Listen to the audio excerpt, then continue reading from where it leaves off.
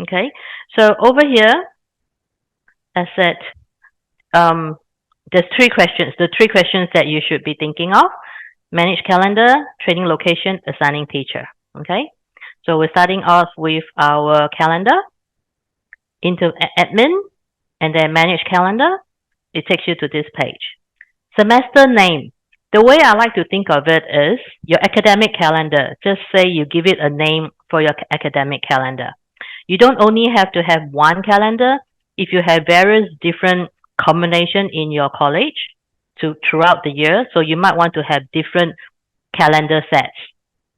So hence this is why we say you can give it a name. So you might have a different calendar set for a different course. Or you say we are nice and simple. We only have that one calendar set for every course. Then you create one set. Okay. So for today, I'm going to create an example set called 2024 Kitchen Management KIT MGM stands for Kitchen Management 1. Okay, so because I'm going to create my calendar to focus on this particular course only. So make sure that the semester name, this name is actually a field name, but like the name of your academic calendar actually makes sense to you. Okay, it can be a unique name, or it can be like a general name like semester 2024 semester 1 or 2025 semesters calendar, whatever name that as long as it makes sense to you. Okay, now then calendar type, right? So for example, because this is an in-house system, so I have a few different types that set up, but that could also be a possible case in your case, right? Each college might have all these courses available, or if you only have that course available, then it will be defaulted at that. But if, say, for example, you have offers of alley courses as well, then you will have this in the drop down, like what I have now. So depend on what calendar you are setting up for which course. Make sure you choose the right course type. Okay. So I have here as that, and of course I will define my year. I want to create a set for 2024. So I leave my years at 24. Okay. So you can, if you say that there is not going to have much changes to my course and calendar for the following few years, then you can actually preset your calendar for a few years ahead. So you don't have to do them year by year. You can do them a couple of years ahead. So that way you don't have to worry. Okay.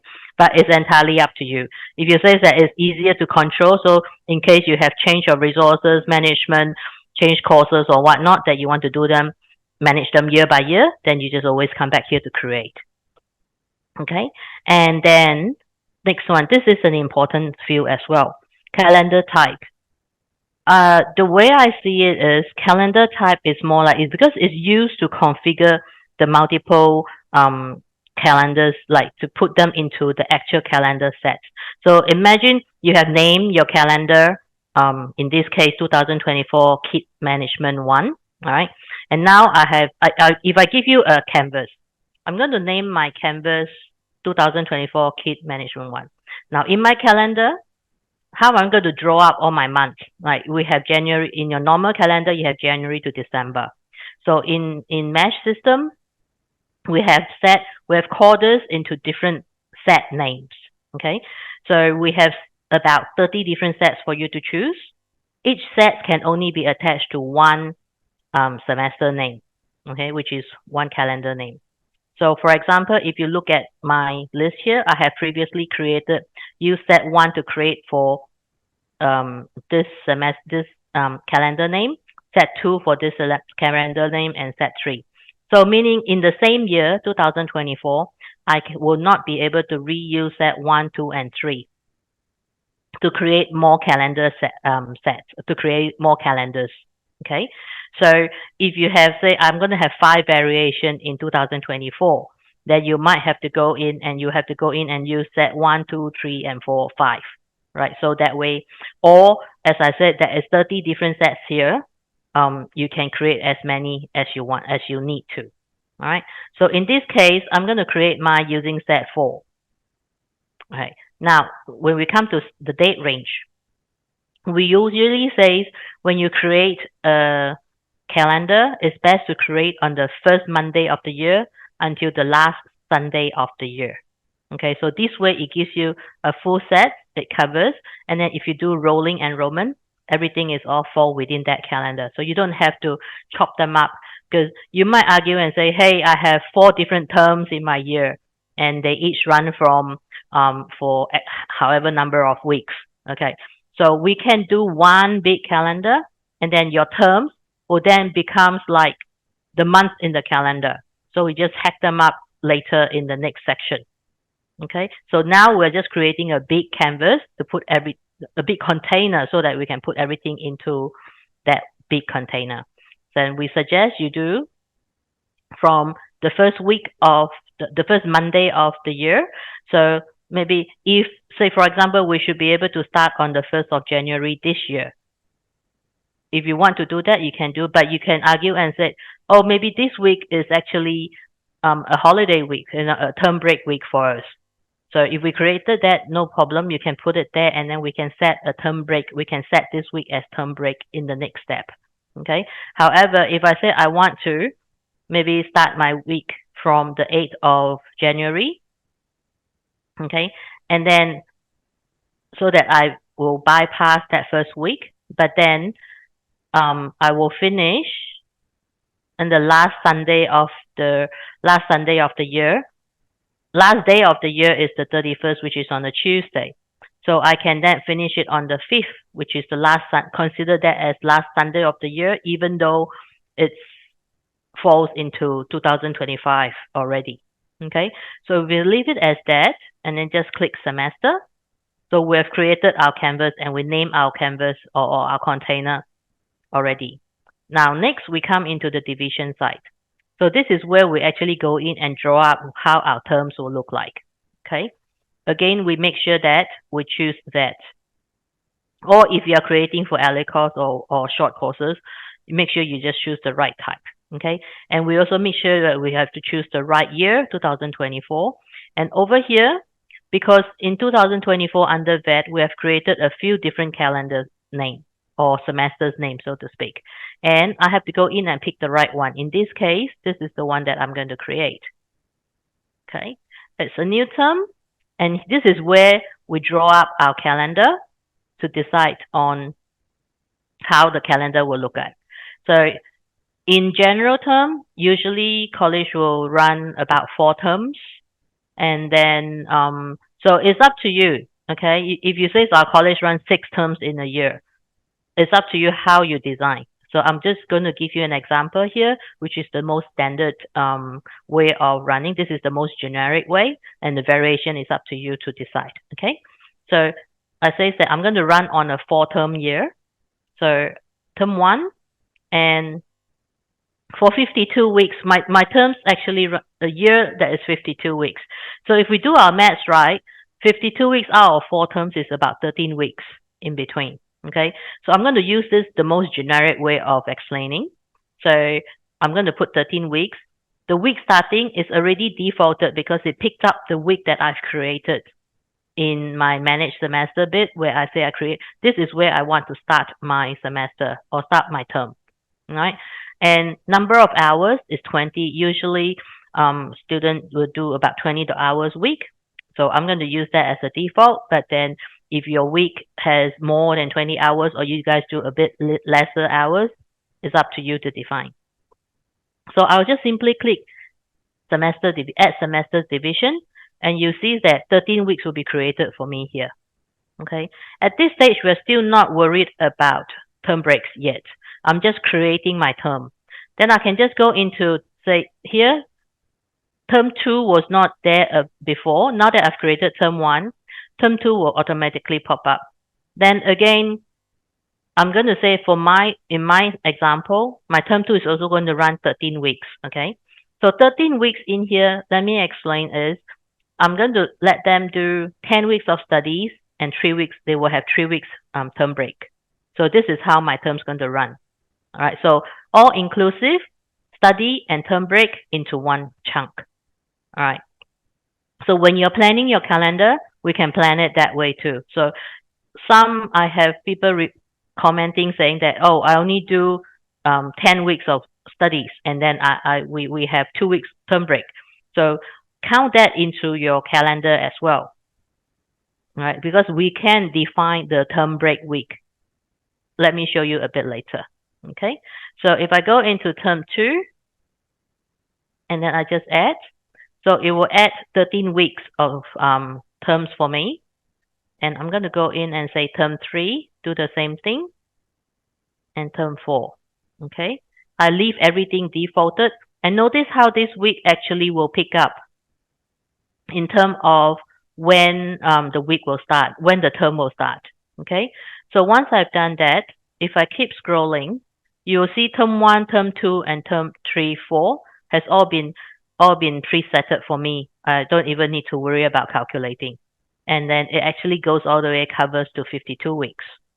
Okay, now we're coming back and says that how do we define our term breaks?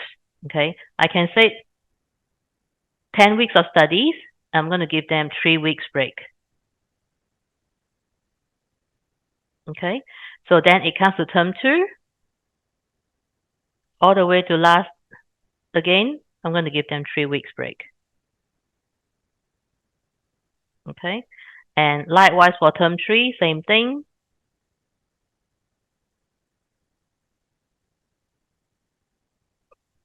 And term 4. Okay, so 1, 2, 3. So this will give me an equal sets of 10 week studies and 3 weeks term breaks. So the term breaks is up to you, however you want to design. Okay, say for example, you say that I actually don't want my first week is actually a term break. I can do that, and then I can remove all simply by clicking the same button to toggle between a green tick and a red minus sign. Okay, the minus sign will denote that that week is a term break, and the green tick is a study week. So it's up to you how you want to toggle. We can do them once, and then toggle back to make sure until it fits your delivery method. Delivery calendar. Okay, so if I'm just leaving this as an example and say this is how I want my week to my term to look like. The next thing is I have to then link this calendar type or this calendar set, a whole set of it, to the respective course. Okay, so we can over here remember the calendar set that we choose under managed semester is I choose set 4.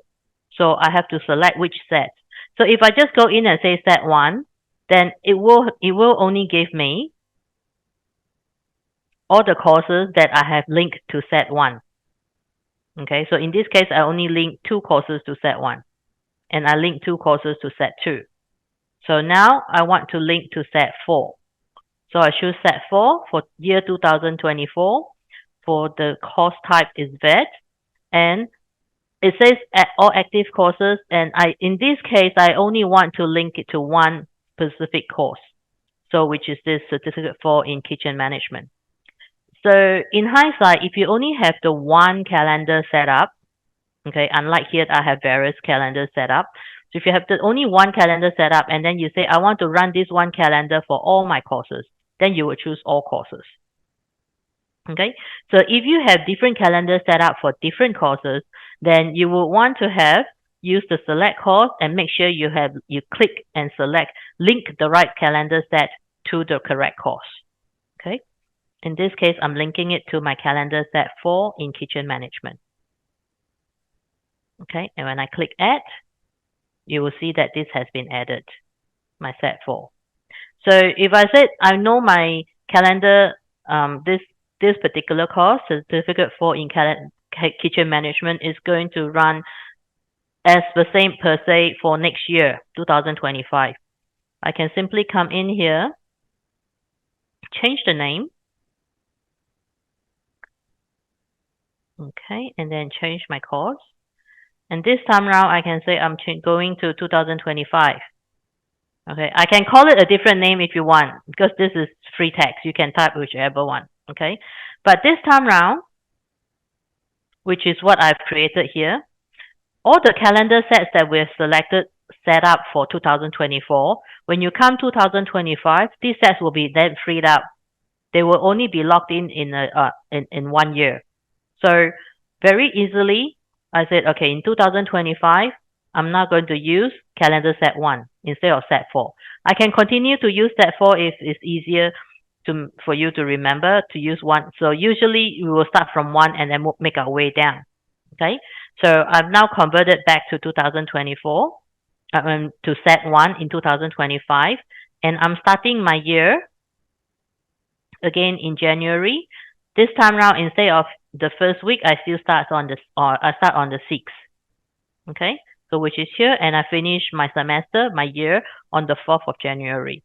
So I've created my calendar again. I named my calendar, and I go in here to choose my set. And this time around, I make sure I choose my right year. And because in 2025, I only have that one calendar semester set up, so there's only one in the list. And in this case, this is a new term. Same thing, I can do set term 1. I want it to be 13 weeks again, starting on the 6th of January for 20 hours a week. Just click add calendar. I'll just repeat the steps. Okay, 2, 3, and 4.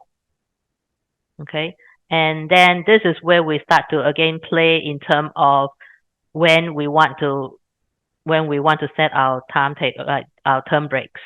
So in this case, again, I just want to keep it very generic. I have 3 term breaks, and then last 2, term 2,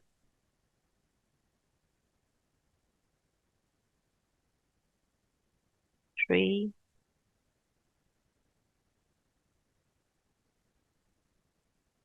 and 4. Okay, so again, I've decided how my term's going to look like. Remember, I have to go in and link my course to this particular.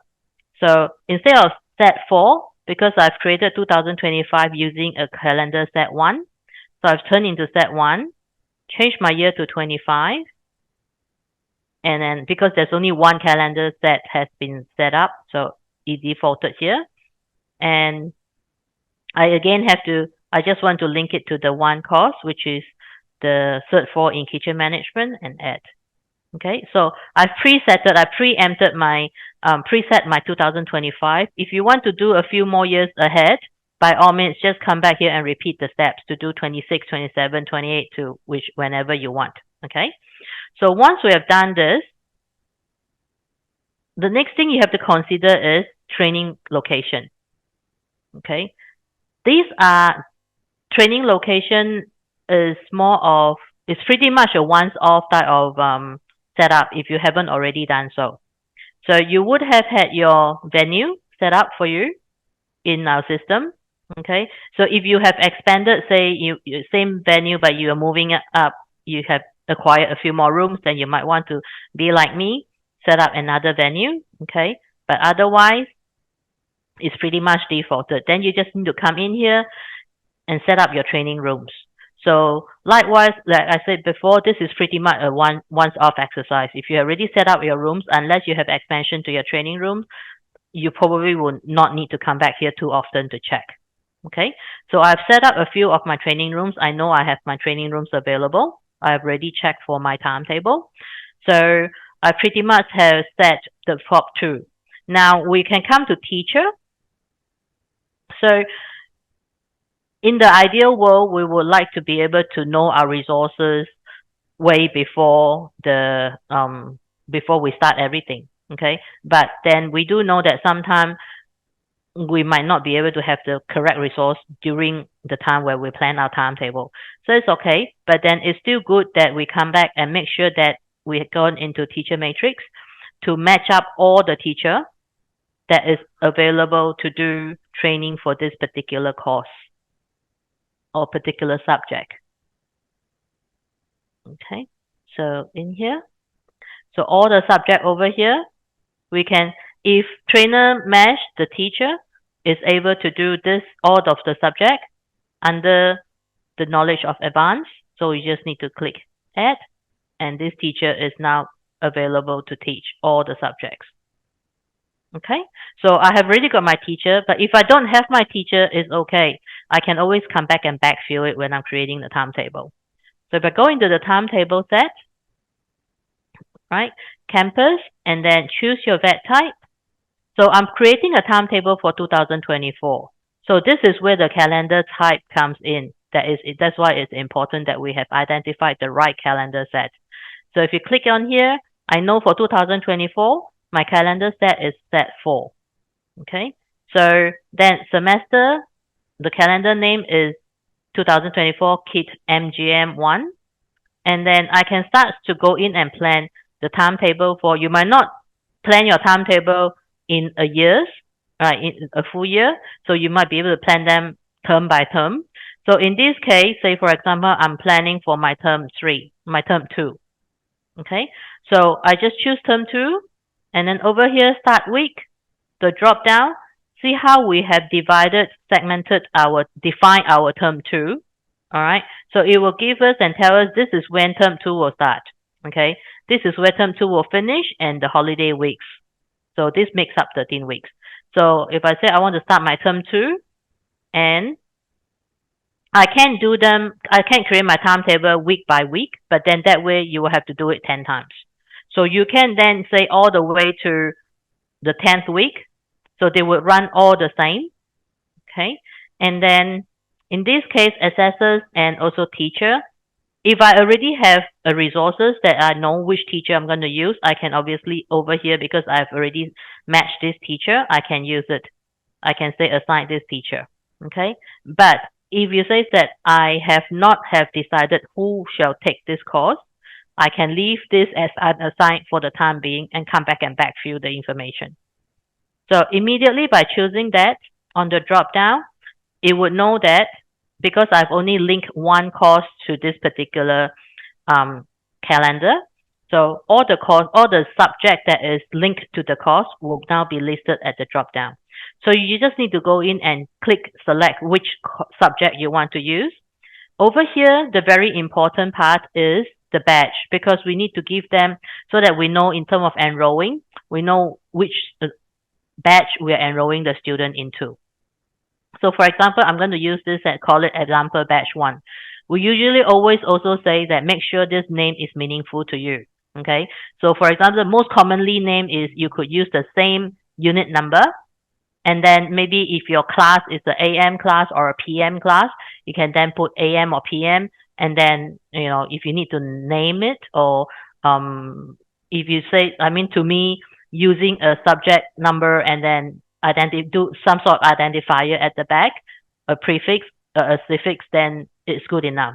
So make sure the name actually makes sense to you. Okay. Again, teacher, you can decide, and then now I can go in and plan my timetable. Say for example, I want this class to start on Monday, and I want to mark my attendance. I have the choice of hourly, 2 hourly, 3 hour, 4 hourly. Okay. We usually take, I think maybe 2 hourly is is reasonable. And in terms of class type, how are we going to deliver this? I will choose classroom. There's a whole list of different venues that you can use. This can be built in from the admin side, but in this case, we'll just say we use classroom, and then I can go in and say manage it, start and finish of my class. All right. But if I'm going to have to do this for a few different subjects, this is going to be a bit painful. So we have this other function called default timetable. So this is where we can actually go in and define a time so that we can keep applying to it. Okay. So for example, over here, I have already just go in and set my start and finish time. Okay. So if I'm going to start at 8 a.m. and finish at say 4 p.m. Okay. And in the middle, I'm going to give them a break at say 12 p.m. and half an hour break to 12:30. Okay. So I just click add, and you see that I've predefined this site. So when I come over here, it says use default timetable. I can say yes, this part will turn up, and then for however all the time presetted time that I've used, I can then choose which one I want to use. I can use AM. This is a half day, 2 half days, and then I say, okay, this one I'm going to use this, and then make sure that I select the correct room. Okay, so in this case,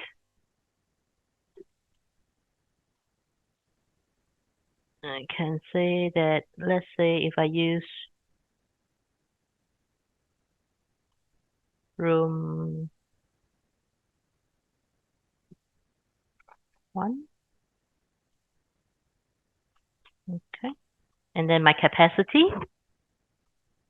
is being 30, and if this room is if this room is not available, you will see a calendar coming up, a message come up telling you that the room is not available. Then, but in this case, I know this room is available, so then this green message tell you the timetable has been set successfully. So over here, you see that for 10 weeks in this particular batch, on a Monday, 8 to 4 p.m., my classroom has already been set for 30 calendar, and even the lunch break has been presetted for you. So if you need to make any changes to the timetable in terms of the breaks, like maybe if you want to throw in um, a tea break in between, you can click on this little icon over here, okay, to bring up this set so you can add in more breaks. Otherwise, if you want to make any changes to the timetable, say for example, in this case, I want to now add my teacher, I can do that and say update. So I've now updated my teacher, okay.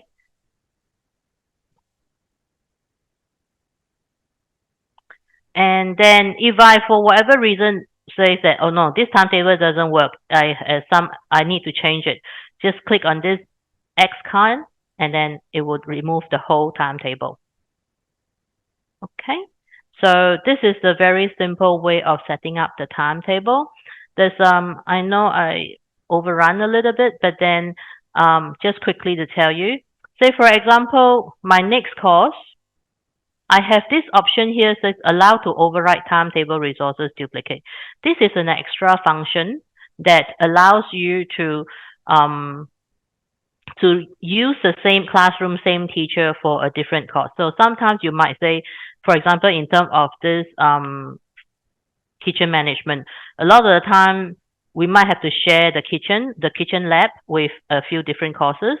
So if you have this function turned on, then we can go in and say, now I want to go in and say maybe prepare the next, leaving everything the same, go into this one, so now example batch 2, okay. So on the same day, Monday, leaving everything the same, okay, 8 to 4 p.m., and the same training room. If I haven't had this icon, this function enabled, okay, and then I click add, it will give you this big error message telling you that this classroom has been used and this teacher has been nominated to do another class already. So you can't do that.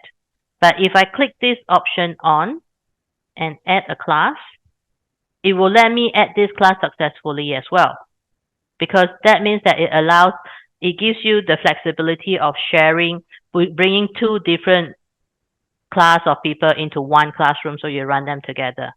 So if I quickly go in here and show you in terms of viewing timetable, okay, classroom 1. So I can show you, say, example over here. You see how these 2 color, example batch 1 and 2, the 2 unit has now been set up together. Okay, it allow you to actually share the resources. So having to say that, this is not a default functions that was set up.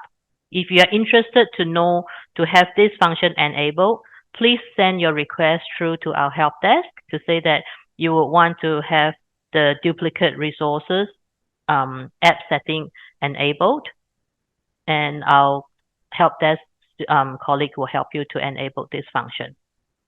Okay, So I hope this quick session is useful for you.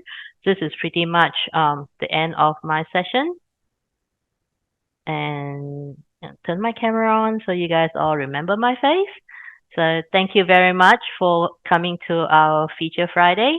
And if you have any other suggestions in terms of specific features that you think might be useful for us to run in this Friday feature, please by all means also drop in the chat for us, or you can send us an email into the support group so that we can pick it up and we can consider and maybe do some feature on the point that you suggest. Okay. So, Lavanya, have we picked up some questions?